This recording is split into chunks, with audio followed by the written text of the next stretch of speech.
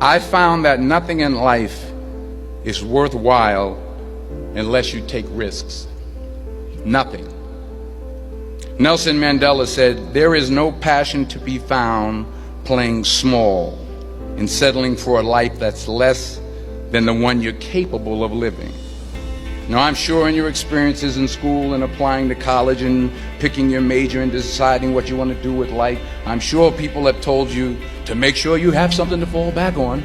Make sure you got something to fall back on, honey.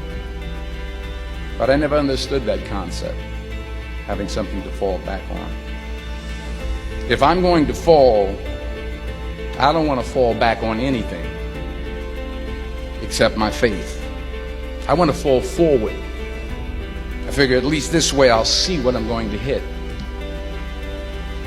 Reggie Jackson struck out 2,600 times in his career, the most in the history of baseball. But you don't hear about the strikeouts. People remember the home runs. Thomas Edison conducted 1,000 failed experiments. Did you know that? I didn't know that.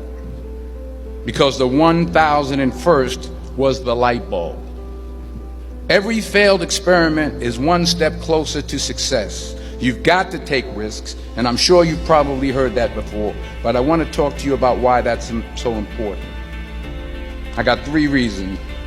First, you will fail at some point in your life. Accept it.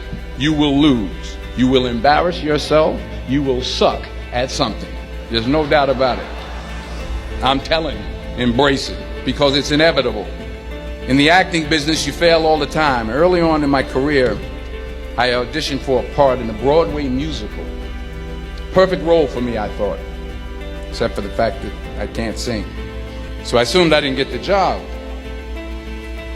But the next part of the audition, he called me back. The next part of the audition is the acting part of the audition.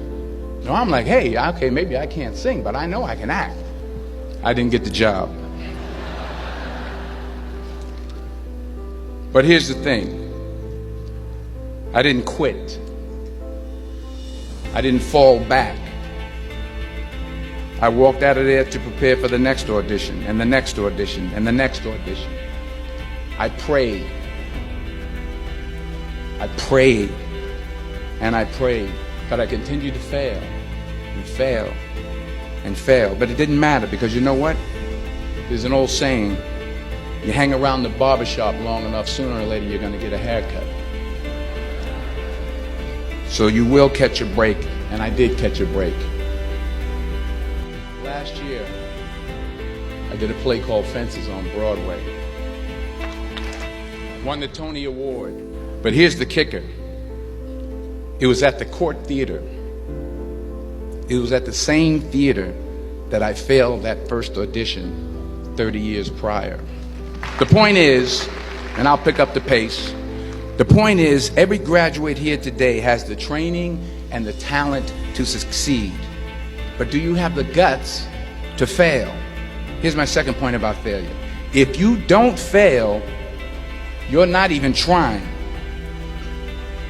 I'll say it again. If you don't fail, you're not even trying. My wife told me this great expression. To get something you never had, you have to do something you never did. Les Brown's a motivational speaker. He made an analogy about this. He says, imagine you're on your deathbed, and standing around your deathbed are the ghosts representing your unfulfilled potential.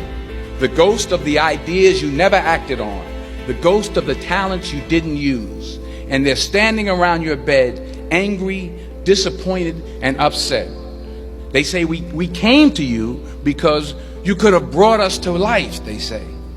And now we have to go to the grave together. So I ask you today, how many ghosts are going to be around your bed when your time comes?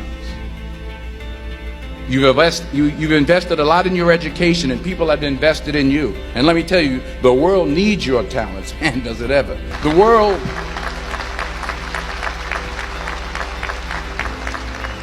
world needs a lot, and we need it from you. We really do. We need it from you young people. I mean, I'm not speaking for the rest of us up here, but I know I'm getting a little grayer. We need it from you, the young people, because remember this. So you got to get out there. You got to give it everything you got, whether it's your time, your talent, your prayers, or your treasures. Because remember this, you will never see a U-Haul behind a hearse.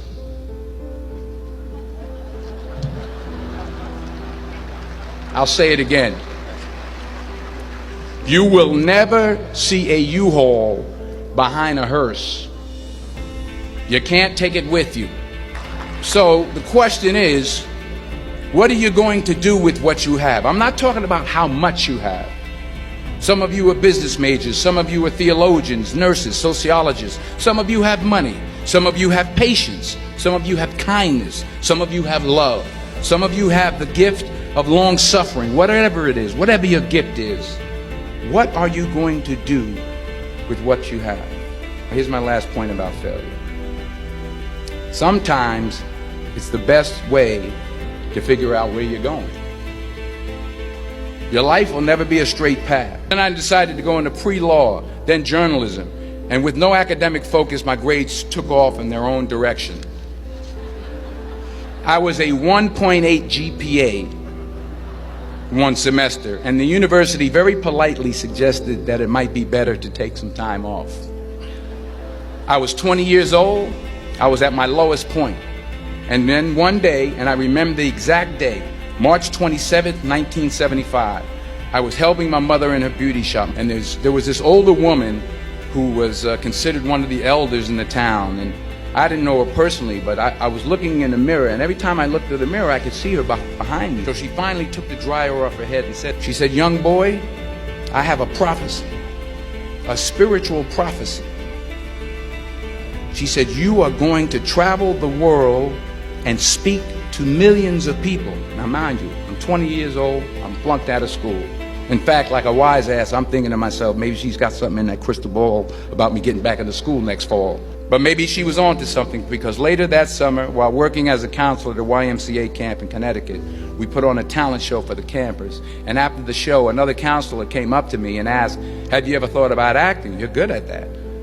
So when I got back to Fordham that fall, I got in, I changed my major once again for the last time. And in the years that followed, just as that woman prophesied, I have traveled the world and I have spoken to millions of people through my movies. They couldn't see the real me. But I see you today, and I'm encouraged by what I see. And I'm strengthened by what I see. And I love what I see. Many years ago, I did this movie called Philadelphia. It's about a man played by Tom Hanks who's fired from his law firm because he has AIDS. He wants to sue the firm, but no one's willing to represent him until a homophobic ambulance chaser lawyer, played by yours truly, takes on the case. In a way, if you watch the movie, you'll see everything I'm talking about today. You'll see what I mean about taking risk or being willing to fail. Because taking risk is not just about going for a job. It's also about knowing what you know and what you don't know. It's about being open to people and to ideas.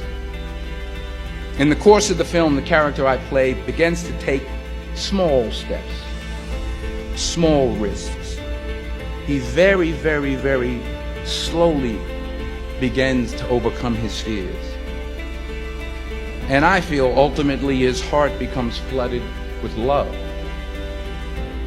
And I can't think of a better message as we send you off today. To not only take risks, but to be open to life, to accept new views, and to be open to new opinions. To be willing to speak at a commencement at one of the best universities in the country, even though you're scared stiff. While it may be frightening, it will also be rewarding.